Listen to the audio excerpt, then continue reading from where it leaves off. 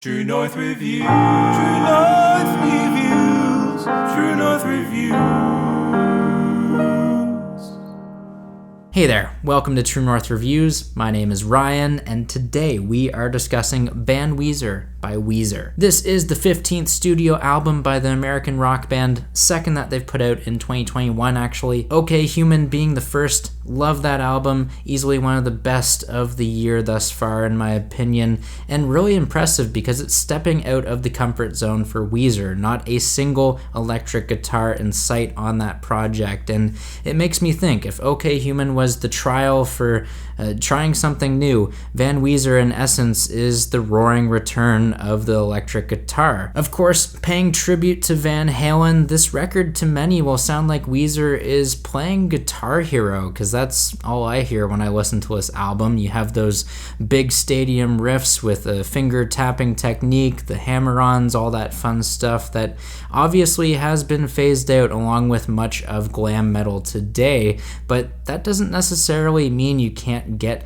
a nostalgic trip out of it. And for the most part, that is the most appealing quality of this record. It is a fun tribute to an era of glam metal and Guitar Hero. Now, for those who have kept up with non-Weezer's rollout and this channel, you'll know that I wasn't in the most favorable mood for the teaser track, The End of the Game. However, it has definitely grown on me in the context of the full record. In fact, I'm happy to see it as the opener on this project because it establishes such a good tone for not only the sound of this record, but also setting its pace. Granted, I still roll my eyes at the lyrics, especially the one about "you got me crying like when Aslan died," but it's a strong tune nonetheless. The record then continues its strong start with the cut All the Good Ones, which sounds like it comes straight out of the band's make-believe era, easily one of the most hated, but I genuinely do think this song is an improvement. I especially appreciate the short and staccato verse vocals, and it's a refreshing take on the production that feeds in those steady pounding drums while offering up a slice of a blissful summer tune. From there, the track Hero is still great in my opinion, an anthem for frontline health workers,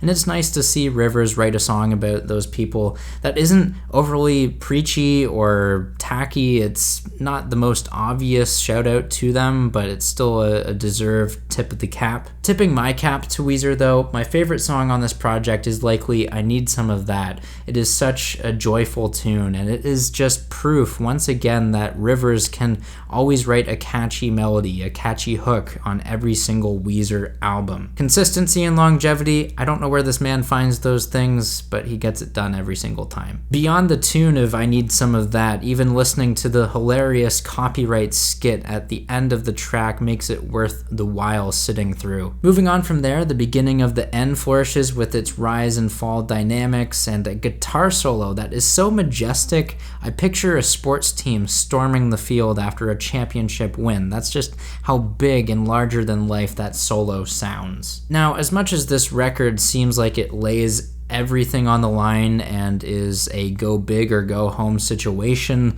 the derivative musical ideas start to creep up by the record's middle portion or so. The track Blue Dream is simplicity with a dose of laziness. As much as I'll admit it's cool to hear an original chorus, but the Crazy Train riff that laces the remainder of the track just makes me feel like we're getting a second helping of Teal and not the most locked-in vocal performance either. Rivers' vocals are pretty flat and tuneless. The same goes for She Needs Me, except that one just doesn't leave much meat on the bones in terms of its tune, as it's very underwritten. Rebounding to end this review on a more positive light, I think Sheila Can Do It is a serviceable song. Yes, it's cutesy with its lyrics, but I really vibe with the pre-chorus that is strikingly similar to an old-time rock song. I can't quite put my finger on it, but it's oddly familiar. Also, one more hit is a jam, minus the pump it up please daddy lyric, but let's appreciate the thrash metal that goes into this song. The chugging guitars, the dense drumming. The track also runs through key changes and tempo changes, all the while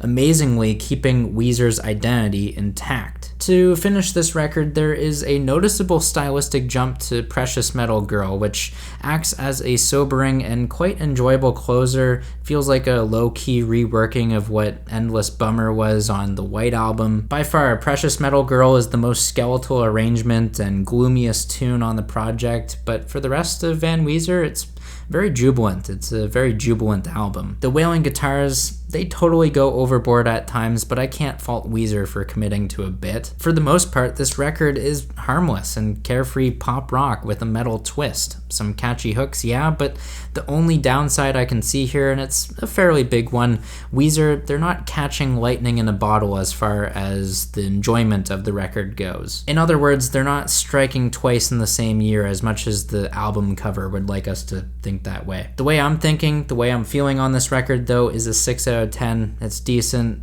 just lukewarm on it overall, honestly. Okay, Human, far superior album, but I can still see myself coming back to Van Weezer, replaying at least a handful of songs on a summer playlist. After all, Weezer, they come through clutch with that all the time. But there you have it. There's the album review for today. Make sure you guys sound off down below in the comments. Tell me what you think of this music.